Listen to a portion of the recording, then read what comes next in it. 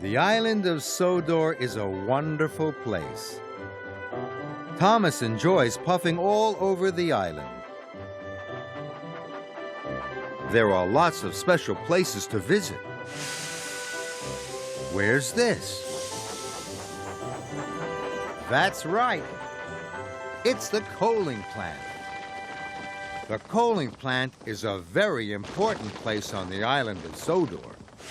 All the steam engines need coal, so every day is a busy day at the coaling plant.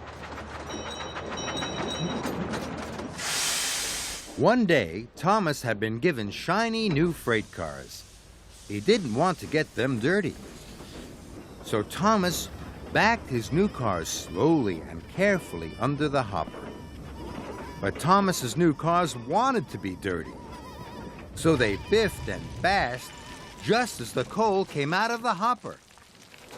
Thomas and the freight cars were covered in coal. But Thomas saw the cars were much happier being dirty. Coal cars are not only dirty, they're heavy. One winter's day, Edward had to work with James.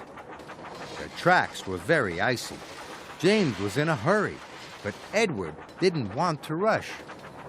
James didn't know how very icy the tracks were. His wheels started to slip and slide. James applied his brakes as hard as he could. But it was too late. Luckily, no one was hurt. Working in the coaling plant is dirty work. And some engines like to stay clean. One day, the railway inspector was going to give a prize. James, Gordon, and Emily were each quite sure they'd win. They wanted to find the sunniest spot at the coaling plant to show off their shiny paintwork. James wanted to be in the best place. Then there was trouble. He didn't look where he was going. He reversed into some freight cars that rolled backwards into a lever, which opened the coal hopper and covered the engines in coal. It was a disaster. James, Emily, and Gordon were covered in coal dust. Just then, the railway inspector and Sir Topham Hatt arrived.